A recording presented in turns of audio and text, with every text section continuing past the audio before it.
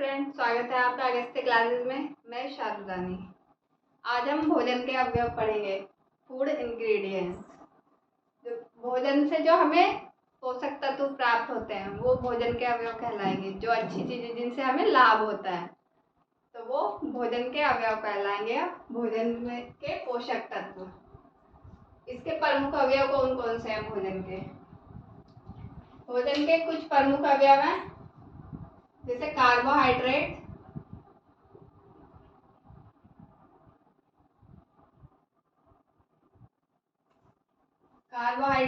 Protein, वसा, वसा को फैट बोलते हैं। कार्बोहाइड्रेट, प्रोटीन, वसा, विटामिन,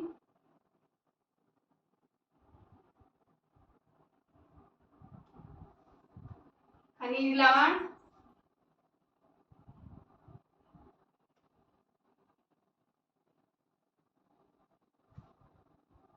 और जल। ये कुछ मुख्य अवयव है भोजन के। कार्बोहाइड्रेट, प्रोटीन, वसा, विटामिन, खनिज लवण और जल। इनसे हमें कई लाभ होते हैं इनको खाने से। जैसे कार्बोहाइड्रेट है, कार्बोहाइड्रेट से हमें ऊर्जा प्राप्त होती है। प्रोटीन से ऊर्जा भी प्राप्त होती है, इससे भी।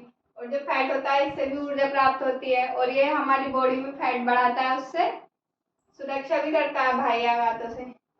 विटामिन, ये हमारी इम्यूनिटी बढ़ाता है, रोगों से लड़ने की क्षमता।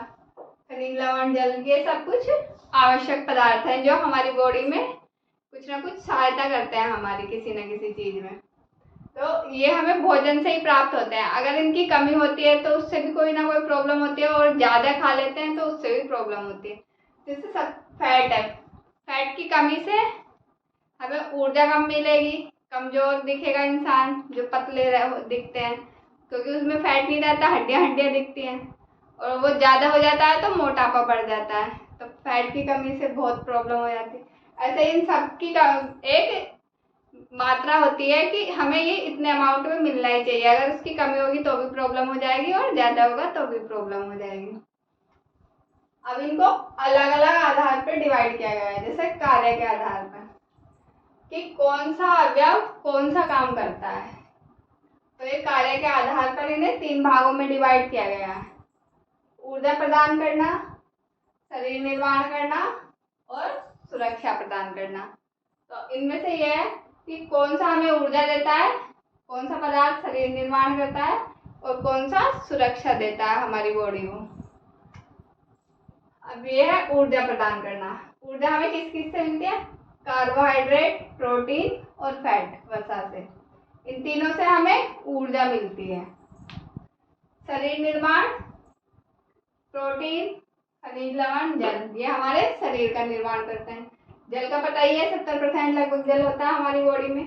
प्रोटीन भी हमारी बॉडी में मसल्स का निर्माण में प्रोटीन जरूरी है।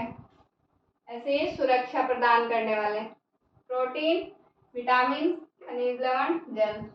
ये विटामिन रोगों से लड़ने की क्षमता बढ़ाता है, तो ये सुरक्षा प्रदान करते हैं कि बाह्य रोगों से सुरक्षा प्रदान करने की। ये 3 पार्ट में डिवाइड हुए हैं। अब हम इनमें से एक एक को पढ़ेंगे। जैसे कार्बोहाइड्रेट है, उसके बारे में डिटेल से पढ़ेंगे, फिर फैट के बारे में, प्रोटीन के बारे में, इनके सब के बारे में डिटेल से पढ़ेंगे। अब अभी हम कार्बोहाइड्रेट देखते हैं। कार्बोहाइड्रेट,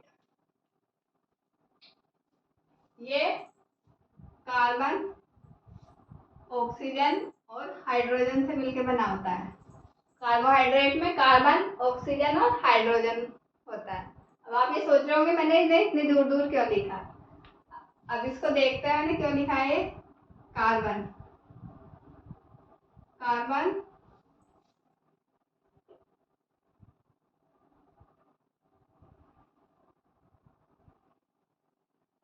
ऑक्सीजन,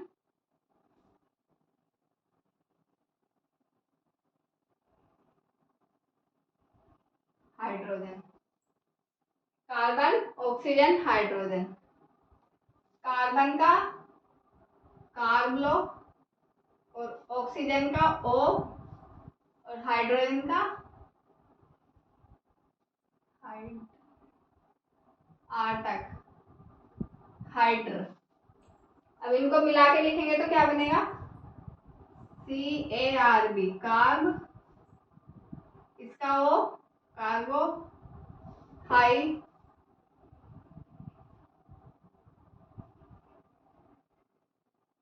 एट इसमें खुद से लगाना है, कार्बोहाइड्रेट। ये इनसे मिलके बना है।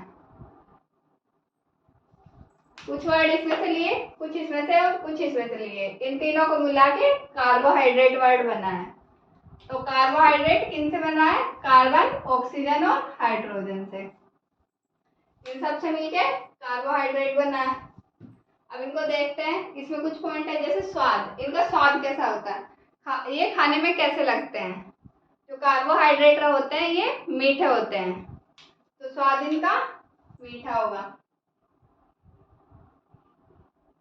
अब मीठी चीजें आपने खाई होगी, चीनी, गुड़, शक्कर, फ्रूट, इन सब में कार्बोहाइड्रेट होता है। और जो अनाज होते हैं जैसे गेहूं, चावल वगैरह, इनमें भी थोड़ा बहुत कम अमाउंट में कार्बोहाइड्रेट होता है। ये भी थोड़े मीठेपन में होते हैं, लेकिन हमको कई बार लगता नहीं है कि ये मीठे होते हैं, तो इनमें भी कार्बोहाइड्रेट होता है। तो स्वाद में ये मीठे होंगे। कार्य, इनका कार्य क्या है, अभी हमने पीछे पढ़ा था, कार्बोहाइड्रेट ऊर्जा प्रदान करते हैं, तो कार्य इनका ऊर्जा प्रदान करना।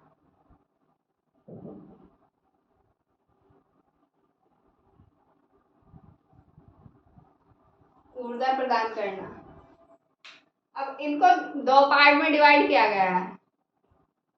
जो कार्बोहाइड्रेट होता है इनको दो टाइप में डिवाइड किया गया, एक तो स्टार्च युक्त और दूसरा शर्करा युक्त। क्योंकि स्टार्च भी एक कार्बोहाइड्रेट है, तो जिनमें स्टार्च होएगा वो स्टार्च युक्त कार्बोहाइड्रेट में आएगा, और जिन पे शर्करा होती है वो शर्करा युक्त कार्बोहाइड्रेट में। अब स्टार्च किस में होता है, सबसे पहले तो आलू ही आता है स्टार्च के लिए याद। स्टार्च आलू में होगा, और आलू के जैसे ही अरबी होती है उसमें भी होता है। आलू, अरबी, केले में भी होता है, केला, और अनाज,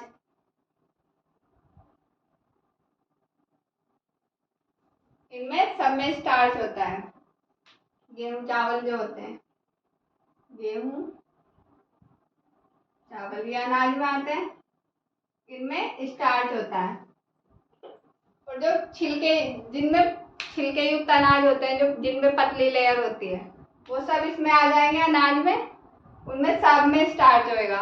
जैसे हम आटा पिसवा के लाते हैं, उसको जब हम छानते हैं तो ऊपर उसमें छिलका रह जाता है, उसका गेहूं का बहुत पतली परत होती है, वो ऊपर रह जाता है, वो स्टार्च ही होता है। वो स्टार्च पाचन में हेल्प करता है। तो ये अनाजों का छिलका जो होता है स्टार्च होता है। गेहूं में भी छिलका होता है, चावल में भी स्टार्च होता है, और भी अनाज है जिनमें स्टार्च होता है, तो ये सब स्टार्च युक्त कार्बोहाइड्रेट में आ जाएंगे।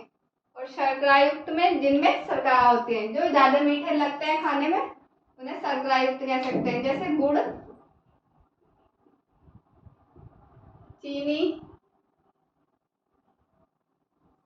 गुड़, चीनी, फल भी मीठे लगते हैं। गुड़, चीनी, फल, मुनक्खा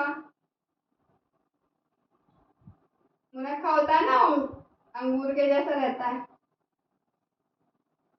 ये सब शर्करा युक्त है, इनमें शर्करा होती है। तो इसको दो पार्ट में डिवाइड किया है, स्टार्च युक्त और शर्करा युक्त। जिनमें स्टार्च होता है वो स्टार्च युक्त कार्बोहाइड्रेट, और जिनमें शर्करा होती है वो शर्करा युक्त कार्बोहाइड्रेट। शुगर, शर्करा मतलब शुगर, जिनमें शुगर होती है, जो मीठे लगते हैं खाने में। स्टार्च युक्त में आलू, अरबी, केला, अनाज, ये सब आएंगे। स्टार्च का परीक्षण किससे करते हैं, स्टार्च का परीक्षण आयोडीन से करते हैं। आयोडीन देखते हैं उस पर डाल के किसमें स्टार्च है या नहीं है, तो वो बैंगनी रंग देता है। तो स्टार्च का परीक्षण भी हम आयोडीन से करते हैं, ये इसमें लिख सकते हैं। शर्करा युक्त जिनमें शुगर होता है, गुड़, चीनी, फल, मुनाफा। अब हम आगे देखते हैं कार्बोहाइड्रेट के प्रकार। ये कितने टाइप के होते हैं? तो ये 3 टाइप के होते हैं। मोनोसेकेराइड,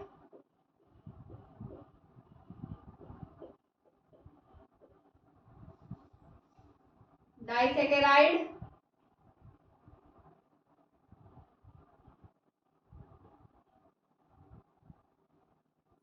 और पॉलीसेकेराइड।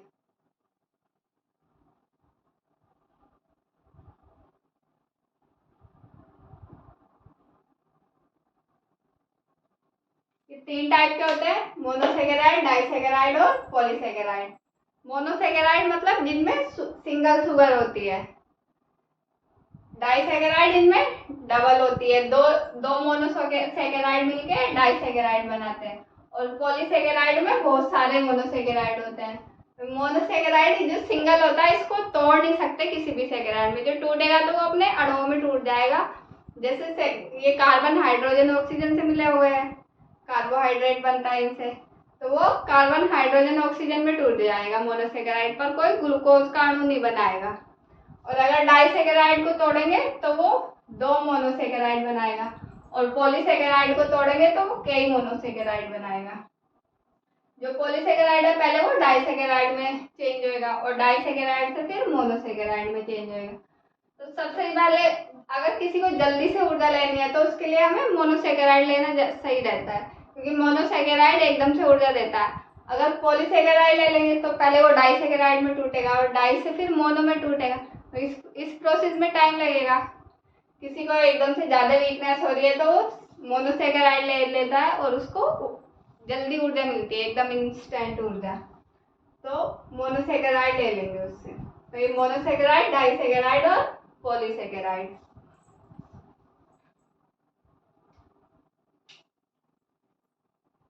इन्हें सरल शर्करा बोलते हैं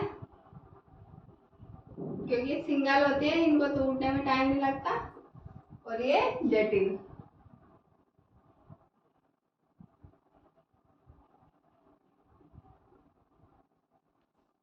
जो मोनोसेकेराइड है इसमें ग्लूकोज आएगा,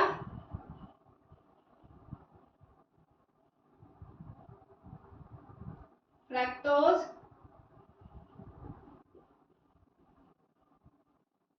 ये इसमें आते हैं मोनोसेकेराइड में, ग्लूकोज, फ्रक्टोज और लैक्टोज।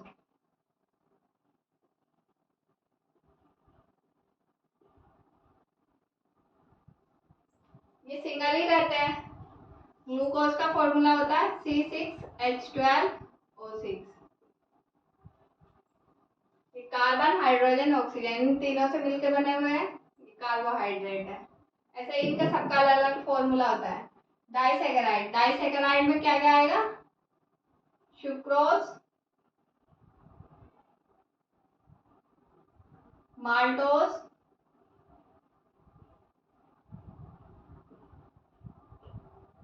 लैक्टोज, ये डाइसेकेराइड में आते हैं। जो सुक्रोज है वो ग्लूकोज,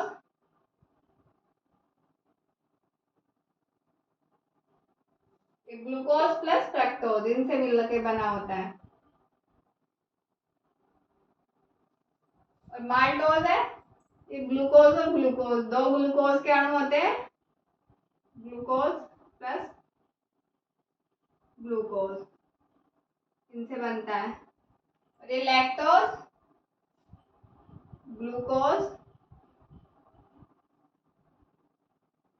प्लस ग्लैक्टोज, ये इनसे मिलकर बना होता है। तो ये डाइसेकेराइड है, डाइसेकेराइड में 2 मोनोसेकेराइड आते हैं, तो इसमें भी 2 आएंगे, इसमें भी। सुक्रोज में ग्लूकोज और फ्रक्टोज, माल्टोज में ग्लूकोज और ग्लूकोज, और लैक्टोज में ग्लूकोज और लैक्टोज। ये इसमें दिख नहीं रहा हो तो सुन लेना जो मैं बोल रही हूँ, कई बार हो सकता है कम दिख रहा हो, छोटे वर्ड बने हैं यहाँ पे। तो ये इसमें डाइसेकेराइड में आते हैं। पॉलीसेकेराइड, पॉलीसेकेराइड जटिल शर्करा, मतलब इसमें बहुत सारे मोनोसेकेराइड होते हैं। जब बहुत सारे मोनोसेकेराइड एक साथ मिल जाते हैं तो वो पॉलीसेकेराइड का निर्माण करते हैं। तो पॉलीसेकेराइड में क्या क्या आता है? सेलुलोज,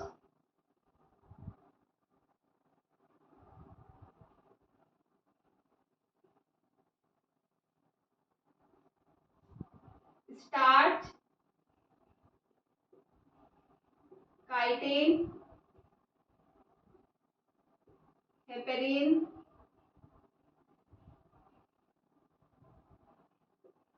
ग्लाइकोजन,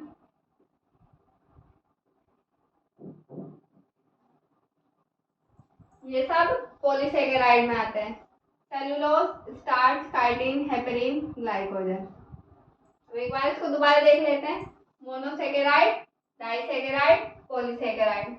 मोनोसेकेराइड सिंगल शर्करा का अणु होता है, डाइसेकेराइड में 2 शर्करा के अणु होते हैं, पॉलीसेकेराइड में बहुत सारे होते हैं। सिंगल मतलब सरल शर्करा, इसको सिंगल अणु होता है तो इसलिए इसको सरल शर्करा बोलते हैं, और इसमें बहुत सारे होते हैं तो इसलिए इसको जटिल बोलते हैं, क्योंकि ये फिर पहले टूटता है सिंगल में, इसलिए इसको जटिल बोलते हैं। ग्लूकोज, फ्रक्टोज, ग्लैक्टोज, ये मोनोसेकेराइड के एग्जाम्पल है। जो फ्रक्टोज होता है ये फलों में होता है, पके फल में जो सारे फल होते हैं उनमें फ्रक्टोज शर्करा मिलती है। Disaccharide, sucrose, maltose, lactose. Sucrose glucose और फ्रक्टोज से मिलकर बना होता है, माल्टोज ग्लूकोज और ग्लूकोज से मिलकर बना होता है, मतलब ग्लूकोज के 2 अणु होते हैं इसमें, और लैक्टोज में ग्लूकोज और ग्लैक्टोज, ये दोनों मिलके लैक्टोज का निर्माण करते हैं। और पॉलीसेकेराइड, पॉलीसेकेराइड में cellulose, starch, chitin, heparin, glycogen, ये सब पॉलीसेकेराइड में आते हैं। इसमें बहुत सारे मोनोसेकेराइड मिलके पॉलीसेकेराइड बनाते हैं। अभी जैसे इसमें ये हमने पढ़ा था, जब पाचन तंत्र पढ़ा था, सुक्रोज का पाचन सुक्रेज नामक एंजाइम से हो रहा था, माल्टोज का माल्टेज से, तो इनका पाचन वहीं होता है आंत में, इन सब का पाचन होता है, फिर ये मोनोसेकेराइड में टूटते हैं और ऊर्जा देते हैं। अब हम इनको देख लेते हैं, इनमें जो मेन मेन है उनके कुछ बारे में पढ़ लेते हैं। ये ग्लूकोज, ग्लूकोज क्योंकि ये मोनोसेकेराइड है, इसको जब तोड़ेंगे तो क्या मिलेगा हमें? तोड़ने पर कार्बन, हाइड्रोजन और ऑक्सीजन मिलते हैं, क्योंकि ये सिंगल सेकेराइड अणु है, इसको तोड़ेंगे तो एक अपने अणुओं में टूट जाएगा, कोई मोनोसेकेराइड नहीं बनाएगा, खुद ही मोनोसेकेराइड है। अभी सुक्रोज, सुक्रोज 2 मोनोसेकेराइड से मिलकर बना होता है, 2 मोनोसेकेराइड।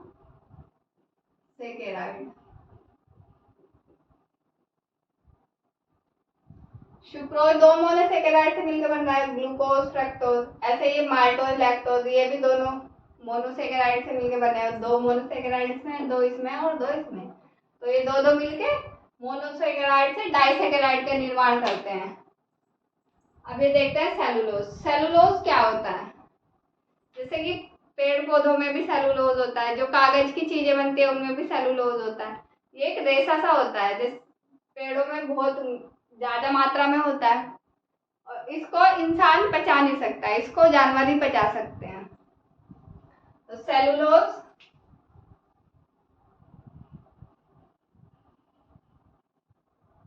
इसकी कम मात्रा में आवश्यकता होती है,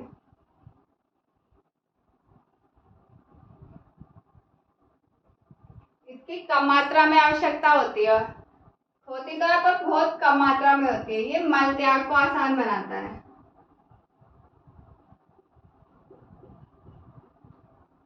सेलुलोज जो वृक्षांश होते हैं, वृक्षांश सेलुलोज से मिलते हैं हमें, तो ये मल त्याग को सुगम बनाता है सेलुलोज। इसका पाचन नहीं होता हमारी बॉडी में, पर ये मल त्याग के लिए बहुत इजी हो जाता है मल त्यागने के लिए, क्योंकि सेलुलोज जो होता है मल त्याग में हेल्प करता है, इससे इजीली मल त्याग कर सकते हैं। अभी देखते हैं काइटिन। काइटिन ये कार्बोहाइड्रेट है, पर ये उन जीवों में होता है जिनका कंकाल बाहर होता है, बाह्य कंकाल में, जैसे घोंगा होता है,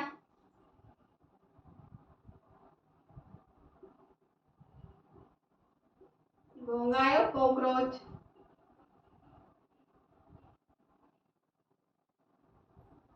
काइटिन उनमें होता है जिनका कंकाल बाहर होता है, ताकि वो अपनी बॉडी की सुरक्षा कर सके, क्योंकि उनमें कंकाल अंदर तो नहीं होता, उनकी बॉडी अंदर से फिर ऐसी लिजबिजी सी रहती है, वो किधर भी उनका बैलेंस नहीं रहता। अगर उनका कंकाल बाहर नहीं होगा तो वो ऐसे ही रहेगी, कभी किधर वेट ज़्यादा हो जाएगा, कभी किधर वेट ज़्यादा हो जाएगा। तो वो जो बाहर वाला कंकाल है उसकी बॉडी की एक तो सुरक्षा करता है, एक उसको शेप प्रदान करता है कि किस शेप में रहना चाहिए वो। ये काइटिन उनमें ही होता है जिनका कंकाल बाहर होता है। स्टार्च, स्टार्च हमने अभी पढ़ा आलू में होता है, आलू अरबी वगैरह में, और इसकी भी हमें बहुत कम मात्रा में आवश्यकता होती है, कम मात्रा में आवश्यक। हेपेरिन, हेपेरिन हमें जब मैंने ब्लड का थक्का जब मैं बताया था उसमें पढ़ा था हेपेरिन। हेपेरिन जो होता है ये रक्त का थक्का जमाने में काम आता है। ये कार्बोहाइड्रेट है,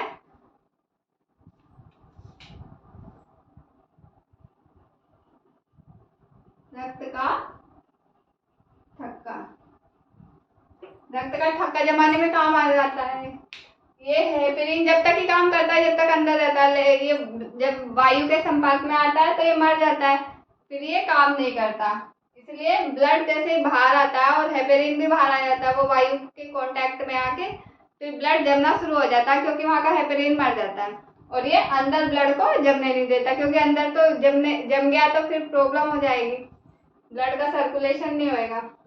ये हेपेरिन रक्त का थक्का जमाने में काम आता है।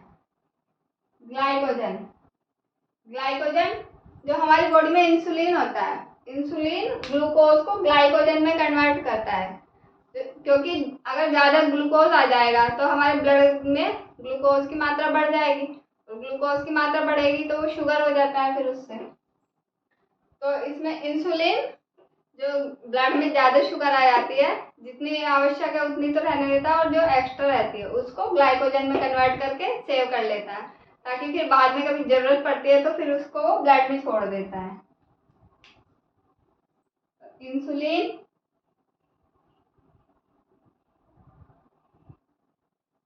जो इंसुलिन होता है वो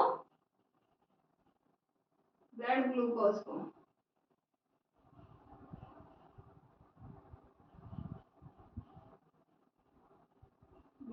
ग्लाइकोजन में,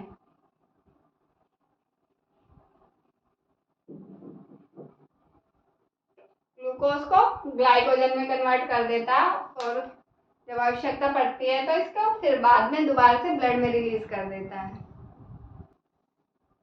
ये हेपेरिन जो है इसको ब्लड थिनर भी बोलते हैं, क्योंकि ये ब्लड को पतला करने का काम आता है, और थिनर आपने देखा ही होगा, नेल पेंट छुटाने वाला थिनर जो आता है, कई बार अगर नेल पेंट उसमें शीशी में सूख जाती है तो उसमें थिनर मिला के उसको पतला कर लिया जाता है। ऐसे ये हेपेरिन है, जब तक ये ब्लड में रहेगा तो ब्लड को जमने नहीं देगा, मतलब उसको पतला करता है, तो इसको हेपेरिन को ब्लड थिनर भी कहते हैं। रक्त का थिनर, क्योंकि ये ब्लड को जमने नहीं दे रहा इसलिए इसको रक्त का थिनर भी कहते हैं। इसमें ये नेक्स्ट देखते हैं, कार्बोहाइड्रेट हमने कर लिया, अब इसमें देखते हैं वसा या फैट। फैट क्या होता है? जो हम तेल की चीजें खाते हैं उनमें सब में फैट होता है, तेल की या घी ये सब जो होती हैं इन सब में फैट होता है, और जो मांस होता है उसमें भी फैट होता है। इनसे हमारी बॉडी में फैट बढ़ता है, मतलब अगर हम एक लिमिटेड मात्रा में खा रहे हैं तो उससे कोई फर्क नहीं पड़ेगा, और अगर हम ज़्यादा खाने लगेंगे तो हमारे फैट बढ़ेगा, हम भी मोटे हो जाएंगे। और अगर हम इसमें कम मात्रा में खाते हैं, जितनी हमें ज़रूरत है उससे कम मात्रा में खाते हैं, तो इससे कमजोरी आ जाने लगती है। तो फैट अब क्या क्या काम करता है, क्या किस तरीके से निर्माण होता है इसका?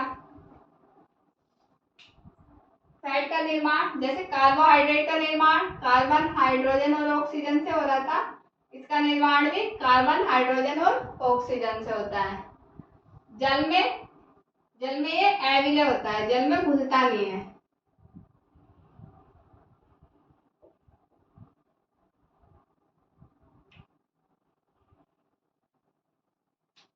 जल में अविलय होता है। जैसे आपने देखा होगा पानी के ऊपर अगर घी या तेल डाल देते हैं तो वो उसके ऊपर ही रहता है, नीचे नहीं आएगा।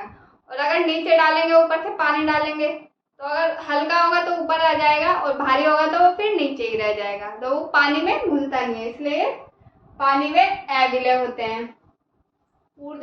ऊर्जा, इनसे हमें सर्वाधिक ऊर्जा मिलती है। सबसे ज्यादा ऊर्जा फैट से मिलती है, सर्वाधिक ऊर्जा। जो हमने भोजन के अवयव शुरू में देखे थे, कार्बोहाइड्रेट, प्रोटीन, वसा, विटामिन, खनिज, लवण और जल, उन सब में सबसे ज्यादा ऊर्जा फैट से मिलती है। संश्लेषण, ये जो फैट होता है इसका संश्लेषण कहाँ होता है? माइटोकॉन्ड्रिया में।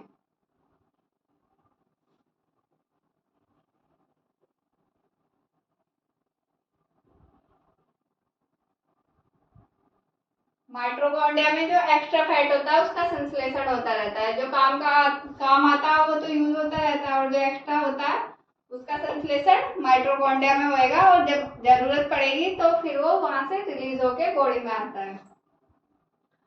अब ये जो हमें फैट है किस किस से मिलता है? एक तो वनस्पतियों से मिलता है, पेड़ पौधे से, और जंतुओं से, एनिमल्स से। वनस्पति से कौन कौन सा किस किस से मिलता है और जंतु से किस से मिलता है? वनस्पति से हमें क्या क्या मिलेगा? जैसे सरसों का तेल होता है, सरसों,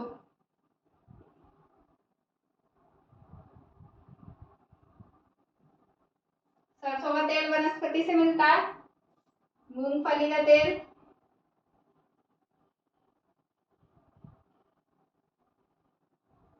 सरसों का तेल, मूंगफली का तेल, ये तिल का तेल आता है वो भी, ये सब हमें वनस्पति से मिलते हैं, पेड़ पौधों से। और जंतुओं से क्या मिलता है हमें? दूध, दूध में भी फैट होता है। दूध से क्या बनेगा? दही, दही में भी फैट होगा। दही से बनाएंगे मक्खन, मक्खन भी फैट होता है। और मक्खन से घी, घी में भी फैट होगा।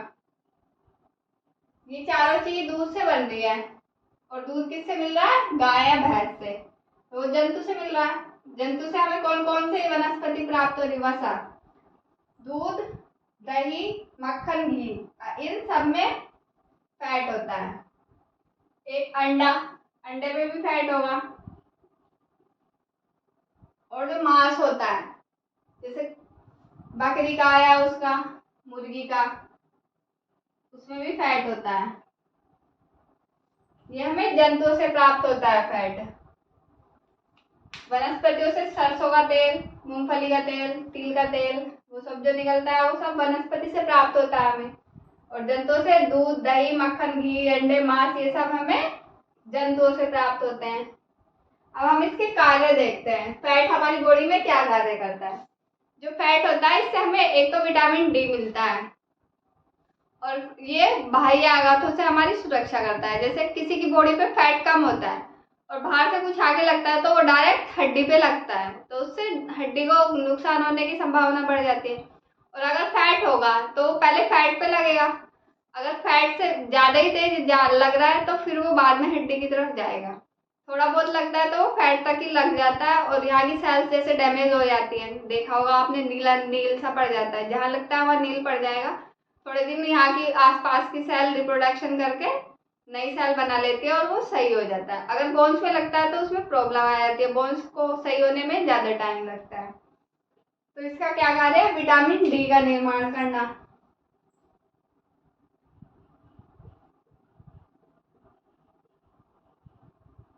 विटामिन डी व एस्टेरॉइड,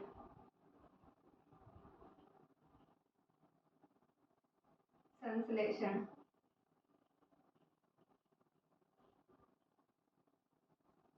और बाह्य आघातों से रक्षा।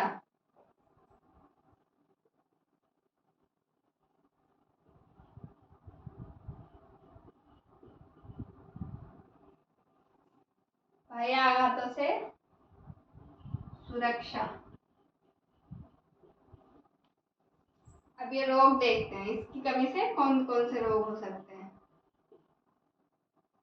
ये मैंने बातों बातों में आपको बीच में बता भी दिए हैं एक दो तो रोग। अगर फैट की कमी होती है तो इंसान कमजोर हो जाता है, और ज्यादा हो जाता है तो मोटापा बढ़ता है। दो प्रॉब्लम तो यही हो जाती है इससे सीधी। कमी से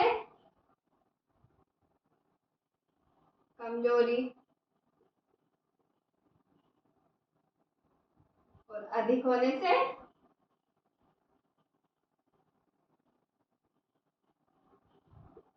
मोटापा। और ये कुछ ज्यादा ही अधिक हो जाता है और हमारे ब्लड में भी अगर इसकी अमाउंट बढ़ जाती है तो जो हमारी ब्लड वेसल्स होती है उनमें जमना शुरू हो जाता है, उससे जो ब्लड सर्कुलेशन है उसमें प्रॉब्लम आती है, तो हृदयाघात हो सकता है उससे। और बीपी बढ़ या घट सकता है।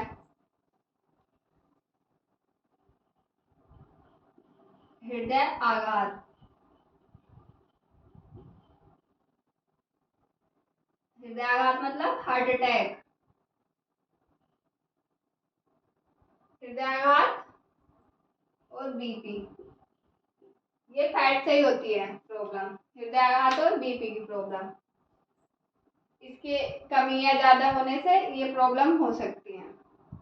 अब इसमें ये कुछ पॉइंट है, ये देख लेते हैं। 1 ग्राम ग्लूकोज से कितनी ऊर्जा मिलती है और 1 ग्राम फैट से कितनी ऊर्जा मिलती है। जैसे 1 ग्राम ग्लूकोज है, 1 ग्राम ग्लूकोज से 4 किलो कैलोरी ऊर्जा मिलेगी।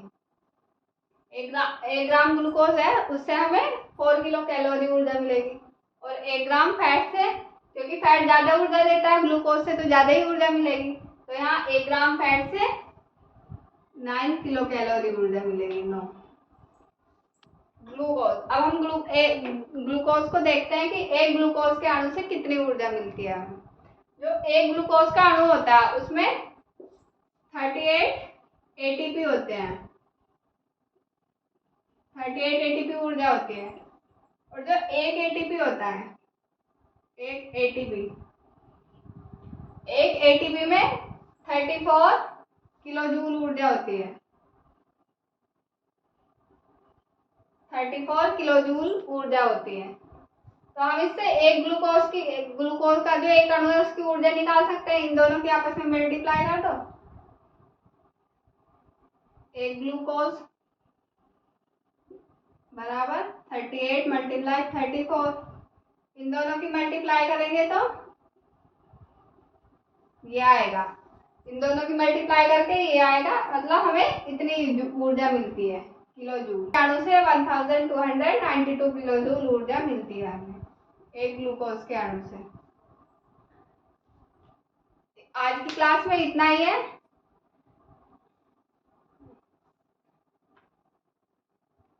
अब एक बार इसको फिर से देख लेते हैं। 1 ग्राम ग्लूकोज से 4 किलो कैलोरी ऊर्जा मिल रही है। 1 ग्राम फैट से 9 किलो कैलोरी ऊर्जा मिल रही है। फैट से क्योंकि ज्यादा ऊर्जा मिलती है। फैट का एक एग्जाम्पल है ऊंट। ऊंट जो होता है उसके जो ऊपर कुबड़ सा निकला रहता है उसमें फैट स्टोर होता है, इसलिए वो कई दिन तक बिना खाना खाए भी रह सकता है। ऊंट के कुबड़ में फैट होता है, तो जो सबसे ज्यादा ऊर्जा हमें फैट से ही मिल रही है और वो उसको स्टोर करके रखता है, इसलिए वो कई दिन तक बिना खाना खाए रह सकता है। एक ग्लूकोज के अणु में 38 एटीपी होते हैं। एक एटीपी में 34 किलो जूल ऊर्जा होती है, तो इससे हम एक ग्लूकोज की ऊर्जा निकाल सकते हैं। एक ग्लूकोज में 38 मल्टीप्लाई 34, इन दोनों की मल्टीप्लाई करेंगे 1292 किलो जूल ऊर्जा। एक ग्लूकोज के अणु से हमें इतनी ऊर्जा मिलती है। आज की क्लास में इतना ही है। अच्छी लगी हो तो शेयर करें, लाइक करें, कमेंट करें। Thank you.